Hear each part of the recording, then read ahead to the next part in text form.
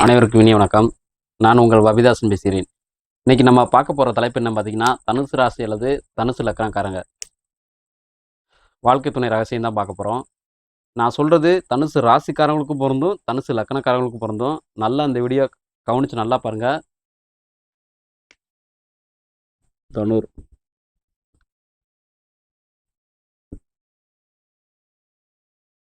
தனுர் வீட்டுக்கு அதிபதி யாருன்னு கேட்டீங்கன்னா குரு. குருனா கடவுள். குருனா யாருன்னு கேட்டீங்கன்னா கடவுள். இன்னொரு பேர் இருக்குதுக்கு குதிரைன்னு பேரு. நல்லா தெரிஞ்சுங்க. குருக்கு இன்னொரு பேர் இருக்கு குதிரை. இது காலச்சக்கரம்.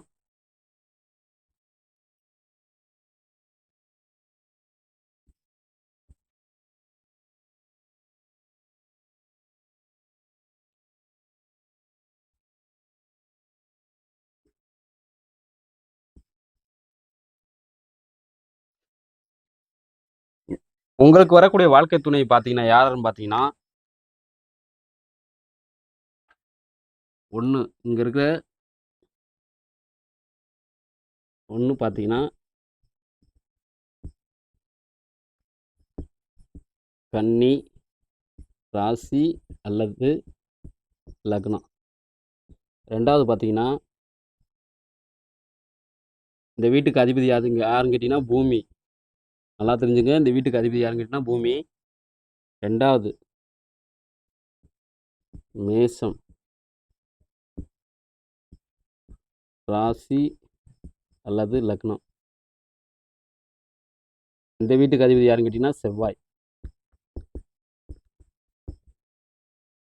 நீங்க இதுல 2 வீடு இருக்கு. இந்த வீட்டு குரு அதிபதி கிடையவே கிடையாது. இந்த வீட்டுக்கு மட்டும்தான் குரு அதிபதி. நல்லா தெரிஞ்சுங்க. குழப்பிக்கவே கூடாது. மீன வீட்டுக்கு குரு அதிபதியே கிடையாது. இங்க இருக்கிற தனுர் வீட்டுக்கு மட்டும்தான் குரு அதிபதி. அதே மாதிரி நீங்க மிதுன ராசிக்காரர்களை கல்யாணம் பண்ணவே கூடாது. அதே மாதிரி இங்க இருக்கிற விருச்சிக ராசிக்காரர்களையும் நீங்க கல்யாணம் பண்ணிடவே கூடாது. இந்த வீட்டுக்கு அதிபதி எதுன்னு கேட்டீங்கன்னா பூமி. இதான் பூமி. இவங்க யாருன்னு கேட்டீங்கன்னா கன்னி.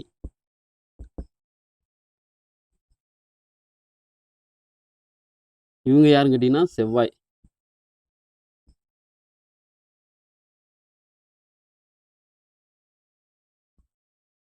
மேஷம்.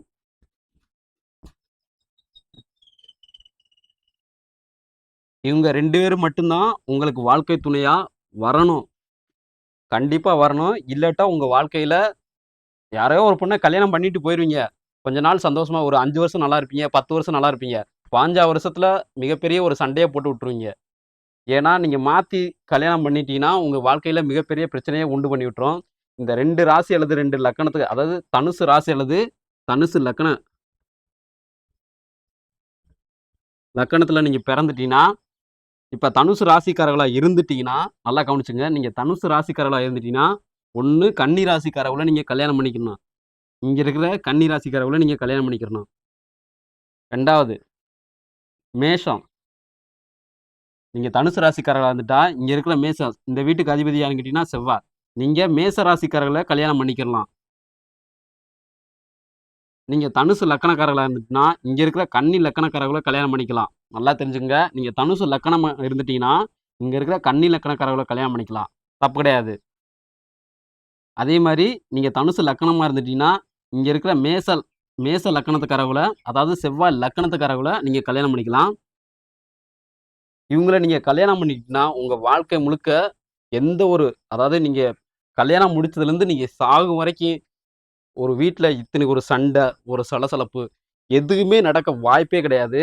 ஏன்னா, இவங்கள கல்யாணம் பண்ணும்போது உங்களுக்கு அதாவது தசை வந்து கரெக்ட்டா நடக்கும். ஒருத்தருக்கு நீங்க ஒரு பெண்ண ஒ ஒரு குத் ஒரு பொதுவா நான் சொல்றேன். ஒரு பொண்ணும், ஆணும் இருக்காங்க. இப்ப ஒரு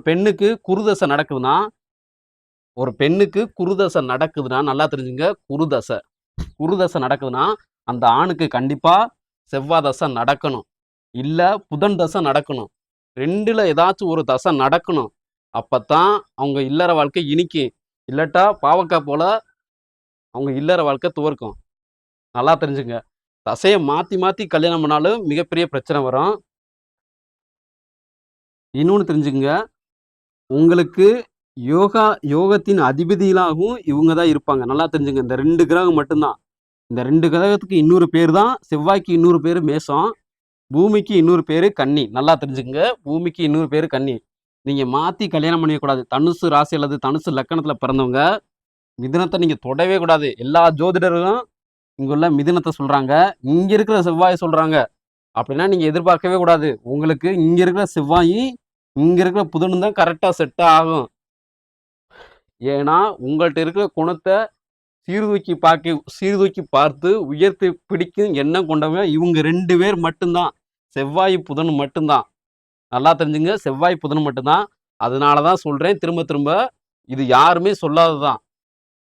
இந்த வீடியோல நீங்க இப்ப பார்க்கறது ஃபுல்லாம் இதுவரைக்கும் யாருமே சொல்லாத ரகசியத்த மட்டும் தான் இங்க நான் சொல்லிட்டு இருக்கேன்.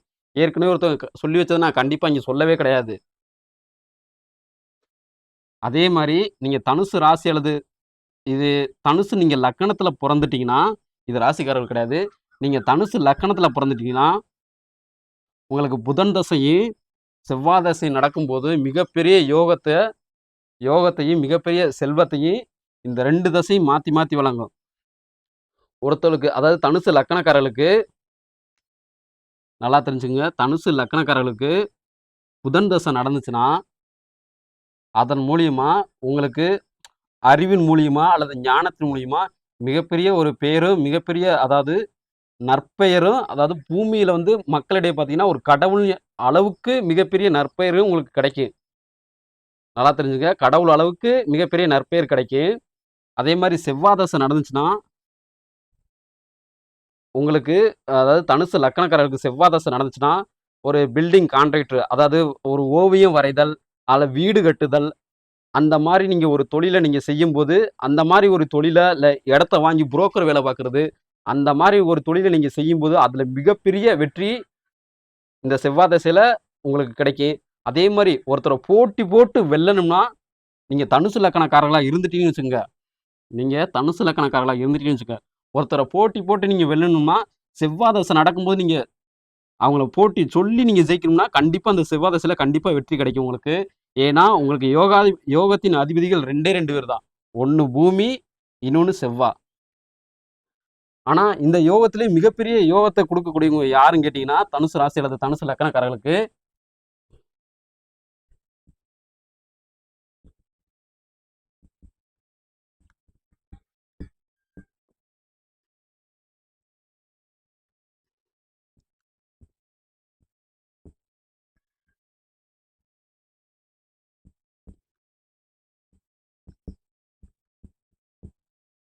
சாரி இந்த அம்புக்குறி இங்க வராது, இங்க வரும்.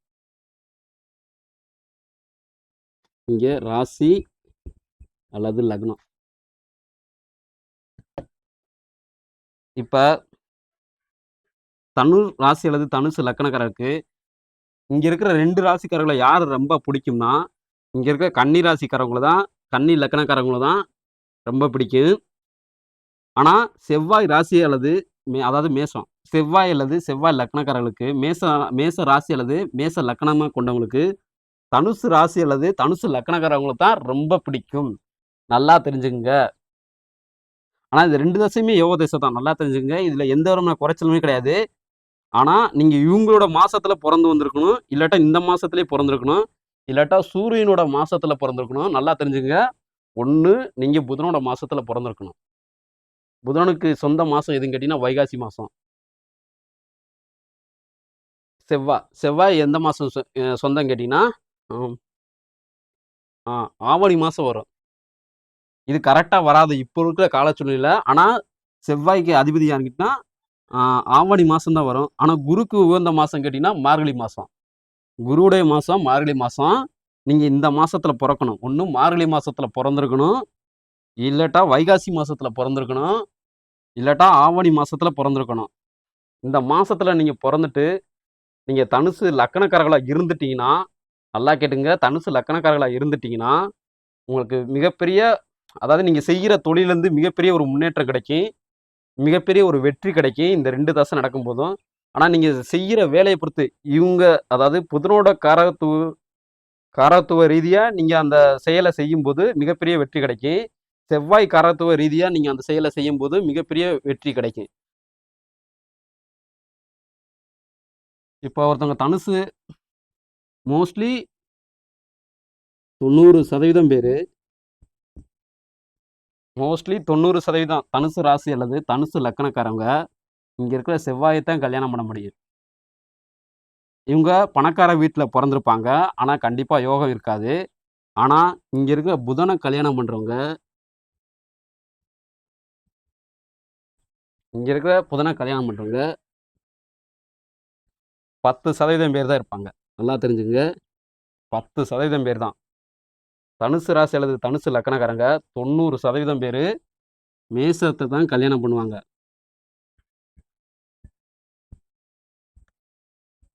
மேஷம். இது கன்னி.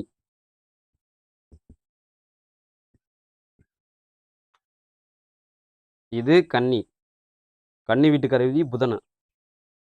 இங்க இருக்கிற 10% பேர் தனுசு ராசி அல்லது தனுசு லக்கணக்காரங்க, இங்க இருக்கிற கன்னி ராசிக்காரர் அல்லது கன்னி லக்கணக்காரங்கள வெறும் 10% பேர் தான் கல்யாணம் பண்ணுவாங்க. ஆனா, தனுசு ராசி அல்லது தனுசு லக்கணக்காரவங்க, இங்க 90% பேர் கல்யாணம் பண்ணுவாங்க.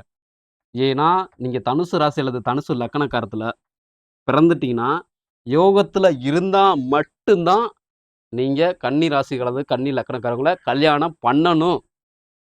அப்பதான் பண்ணவும் கடவுள் விடுவாரு. இல்லாட்டா அத தொட்டு விடவே மாட்டாரு. ஆனா, நீங்க கன்னி ராசி அல்லது கன்னி லக்கணக்காரர்கள கல்யாணம் பண்ணா, நீங்க அலைஞ்சு திரிஞ்சு திரிஞ்சு தான் கல்யாணம் பண்ற மாரி இருக்கும். ஏன்னா, நீங்க யோகத்துல பொறந்துட்டீங்க. நல்லா தெரிஞ்சுக்கங்க. நீங்க யோகத்துல பொறந்துட்டீங்க. அதனால தான் உங்களுக்கு லேட் ஆகுது. மேரேஜ் ரொம்ப லேட் ஆகுது. ஆனா, இவங்கள கல்யாணம் முடிச்ச பிறகு உங்க வாழ்க்கையில மிகப்பெரிய வெற்றி, கல்யாணம் முடிச்ச பின்னாடி நீங்க அதாவது கல்யாணம் முடிச்ச பின்னாடி தான் உங்க வாழ்க்கையில மிகப்பெரிய ஒரு முன்னேற்றம் இருக்கும். வாழ்க்கையில வெற்றி கிடைக்கும். மக்கள்ட்ட ஒரு நன்மதிப்பு கிடைக்கும். இங்க இருக்கிற செவ்வாய் பார்த்தீங்கன்னா, இவங்க பணக்கார வீட்டிலேயே பொறந்துருவாங்க. மோஸ்ட்லி தனுசு ராசி அல்லது தனுசு லக்கணத்தில பொறந்துட்டா, அவங்க கல்யாணம் பண்றது மேச ராசி அல்லது மேச லக்கணக்காரங்கள தான் 90% பேரு கல்யாணம் பண்ணிர்றாங்க. ஏன்னா, இவங்க ஏழ வீட்ல பொறந்திருக்காங்க. ஒரு காரணம் இல்ல. இவங்கலாம் பொறக்கிறது ஏழ வீடு. நல்லா தெரிஞ்சுக்கங்க. ஏழ வீட்ல பொறந்து வராங்க. இவங்கலாம் பிறந்து வர்றது பார்த்தீங்கன்னா, பணக்கார வீட்ல பொறந்து வர்றாங்க. அதாவது ஓரளவு ரொம்ப பணக்கார வீட்லலாம் கிடையாது. ஒரு ஒரு அளவு பணக்கார வீட்ல பிறந்து வராங்க. இப்ப நீங்க தனுசு லக்கணமா இருந்துட்டீங்கன்னா, இதுலயே ரொம்ப யோகமான கிரக சேர்க்கை என்னன்னு கேட்டீங்கன்னா, ஒருத்தங்க இப்படி பொறந்துட்டாங்க. குரு, புதன். இதுக்கு பேர் நட்பு கிரக சேர்க்கை. இது ராசி, இது லக்னம். நல்லா தெரிஞ்சுக்க. இது ராசி, இது லக்னம். 1. 2வது பார்த்தீங்கன்னா, புதன் பிளஸ் குரு. 3வது பார்த்தீங்கன்னா,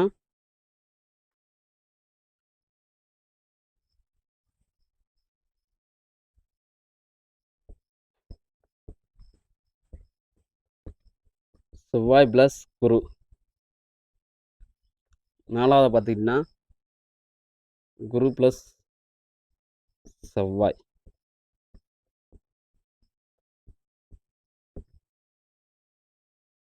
இது 4மே நட்பு கிரக சேர்க்கை தான். நல்லா தெரிஞ்சுக்கங்க. இது 4மே நட்பு கிரக சேர்க்கை தான். இந்த கிரக சேர்க்கையில பொறந்துட்டாவே யோகம் தான். ஏன்னா, நல்லா பாருங்க. இங்க இருக்க குருவுக்கு புதன ரொம்ப பிடிக்கும். நல்லா தெரிஞ்சுக்கங்க. இங்க இருக்க குருவுக்கு புதன ரொம்ப பிடிக்கும். அதே மாரி இங்க இருக்கிற குருவுக்கும் இங்க புதன ரொம்ப பிடிக்கும். இதெல்லாம் லக்னம். நல்லா தெரிஞ்சுக்கங்க. இதுல குழப்பம் வேணாம். அதே மாரி இங்க இருக்கிற செவ்வாய்க்கு இந்த குருவ ரொம்ப பிடிக்கும். அதனாலேயே இது யோகமான கிரக சேர்க்கைன்னு நான் சொல்றேன். இந்த யோகமான கிரக சேர்க்கையில இந்த யோகமான கிரக சேர்க்கையில இந்த உதாரணத்துக்கு இப்ப குரு புதன எடுத்துக்கிட்டீங்கன்னா, குரு புதனோ, புதன் குருவோ எடுத்துக்கிட்டீங்கன்னா, இவங்களுக்கு குரு தசையோ அல்லது புதன் தசையோ நடக்கும்போது மிகப்பெரிய அபரிதமான வாழ்க்கையில முன்னேற்றம் அடைவாங்க. செல்வம், செல்வாக்கு எல்லாமே கிடைக்கும். செவ்வாய் குரு தசை நடந்துச்சுன்னா, மிகப்பெரிய ஒரு கட்டிட கலைஞராகவும், அதாவது ஆர்க்கிடெக்ட் சொல்லுவாங்க பார்த்தீங்களா? அதுல நிபுணத்துவமும் பெறக்கூடிய நபர்களா யாருன்னு கேட்டீங்கன்னா, இங்க இருக்கிற செவ்வாய் குரு தான் இருப்பாங்க. ஏன்னா, ஒரு வேலைன்னு கூட பார்க்காம, எவ்வளோ பெரிய வேலையா இருந்தாலும் சரி, இழுத்து போட்டு செய்யக்கூடிய ஒரு நபர் யாருன்னு கேட்டீங்கன்னா, இங்க இருக்கிற செவ்வாய் குரு மட்டும் தான். குரு செவ்வாய் கிடையாது. இங்க இருக்கிற செவ்வாய் குரு. ஆ பாடி பில்டரு, இந்த ஜிம் மாஸ்டர்லாம் சொல்றாங்க பார்த்தீங்களா? மோஸ்ட்லி அவங்கன்னா பிறக்கிறதுனா யாருன்னு கேட்டீங்கன்னா, இந்த செவ்வாய் குரு கிரக சேர்க்கையில தான் பிறந்திருப்பாங்க. இப்ப நீங்க தனுசு லக்கணமா இருந்துட்டீங்கன்னா, உங்களுக்கு இருக்கக்கூடிய பிளட் குரூப் பார்த்தீங்கன்னா, நீங்க தனுசு லக்கணமா இருந்துட்டீங்கன்னா, உங்களுக்கு வரக்கூடிய பிளட் குரூப் பி பாசிட்டிவ். நல்லா தெரிஞ்சுங்க. B positive. B positive. உங்களுக்கு இருக்கக்கூடிய பிளட் குரூப் பார்த்தீங்கன்னா, பி பாசிட்டிவ். உங்களுக்கு இணையாக்கு வரக்கூடிய பிளட் குரூப் இப்ப கன்னிக்கு பார்த்தீங்கன்னா, இங்க ஓ பாசிட்டிவ் வரும். O positive. இவங்களுக்கு பார்த்தீங்கன்னா, சேம் பி பாசிட்டிவ் வரும்.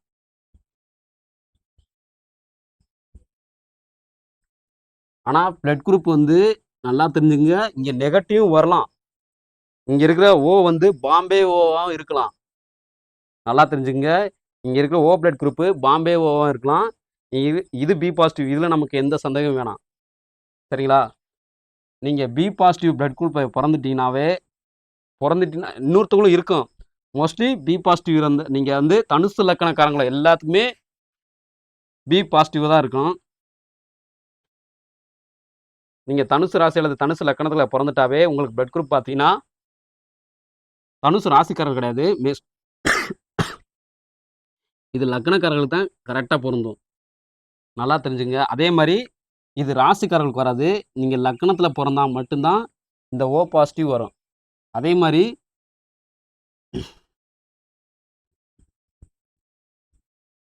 நீங்க லக்னத்துல பொறந்தா மட்டும் தான், நீங்க செவ்வாய் லக்கணத்துல பொறந்தா மட்டும் தான் பிளட் குரூப் பி பாசிட்டிவ் வரும். நல்லா தெரிஞ்சுக்கங்க. அதே மாரி நீங்க கன்னி லக்கணத்துல பொறந்தா தான் ஓ பாசிட்டிவா வரும். ஆனா எனக்கு இதுல சந்தேகம் இருக்கு. இதுல பாம்பே ஓவா இருக்குன்னு எனக்கு சந்தேகமா இருக்கு. நீங்க ஒரு தடவ செக் பண்ணிக்கங்க. பாம்பே ஓ பிளட் குரூப் டெஸ்ட் பார்த்தீங்கன்னா, நீங்க ஒரு தடவ செக் பண்ணிக்கங்க.